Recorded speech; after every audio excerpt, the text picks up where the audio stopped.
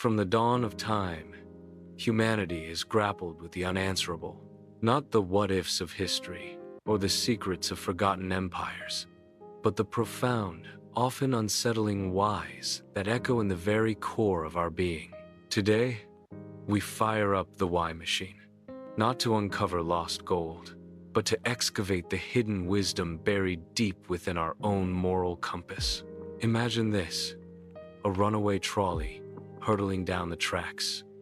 Ahead, 5 innocent people are tied down, oblivious to the metal behemoth about to end their lives. You stand by a lever, the power to change fate in your hands. If you do nothing, those 5 will perish. But if you pull the lever, the trolley will divert to another track, where a single person is tied down. 1 life sacrificed, 5 saved. This, my friends, is the infamous trolley problem. A thought experiment so elegantly brutal, it has haunted philosophers, psychologists, and even AI developers for decades. It's not just a riddle. It's a mirror reflecting the very architecture of your soul, revealing the hidden algorithms of your moral decision-making. And your answer reveals far more about you than you might ever suspect. For centuries, great minds, from the Stoics of ancient Greece to the Enlightenment thinkers, have wrestled with the concept of utility, the greatest good for the greatest number.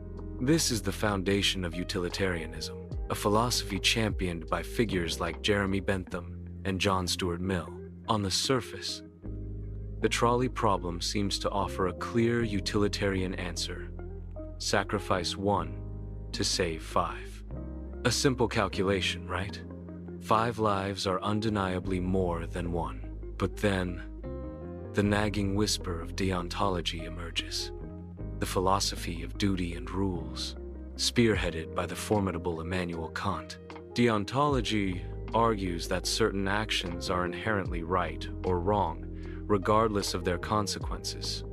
Killing, for instance, is often considered intrinsically wrong.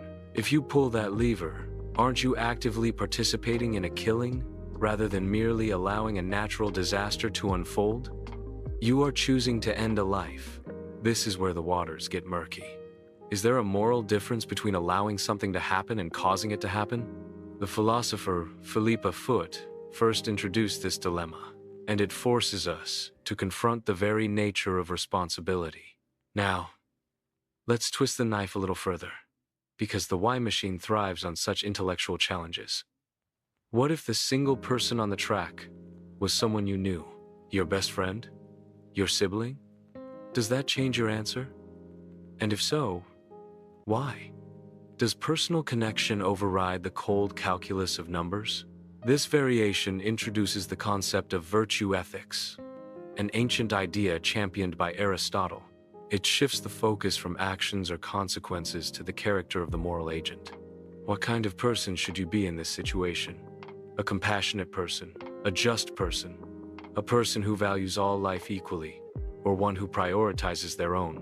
And what if you were standing on a bridge overlooking the tracks, and the only way to stop the trolley was to push a very large person off the bridge directly into its path? This person's mass would halt the trolley, saving the 5. This is known as the fat man variant. Most people who would pull the lever in the original trolley problem hesitate here. Why? The outcome is the same: 1 life sacrificed to save 5. The psychological difference is profound. In the original, you're interacting with a mechanism, a lever. In the fat man scenario, you're directly, physically pushing another human being to their death. This highlights our deeply ingrained aversion to direct physical harm, a moral intuition that transcends pure logic. It also brings into focus the distinction between using someone as a means to an end, a concept Kant vehemently opposed. Is it ever ethical to use a human being as a tool, even for a noble cause? This isn't just an academic exercise. The trolley problem, in its various forms, underpins real-world ethical dilemmas that we face today. Think about self-driving cars. If an autonomous vehicle is in an unavoidable accident, programmed to make a choice between hitting a pedestrian or swerving into a wall, potentially harming its occupants, what decision should it make? Who programs the moral algorithm into these machines? Or consider resource allocation in a crisis. Who gets the last ventilator in a pandemic? Who receives a life-saving organ transplant when there aren't enough for everyone? These aren't just hypotheticals. They are the harsh realities where the principles of the trolley problem manifest with devastating consequences. So, what did you choose? Did you pull the lever? Did you push the person? Or did you find yourself paralyzed by the weight of the decision? There is no single right answer that satisfies every philosophical school of thought, and that's precisely why this problem has endured. It forces us to look inward, to dissect our assumptions, and to understand the complex interplay of our moral intuitions, our cultural conditioning, and the ancient wisdom we carry within us. The Why Machine is designed to spark these conversations, to peel back the layers of the obvious and dive into the profound. Your answer to the trolley problem reveals whether you lean towards the cold calculus of utilitarianism, the unwavering principles of deontology, or the character-driven path of virtue ethics. The search for hidden wisdom is a lifelong journey. If this video got you thinking, please consider liking it, sharing it with someone who needs to hear it, and subscribing to join the growing community of thinkers on the Why Machine. Until next time, keep questioning, keep searching, and keep thinking.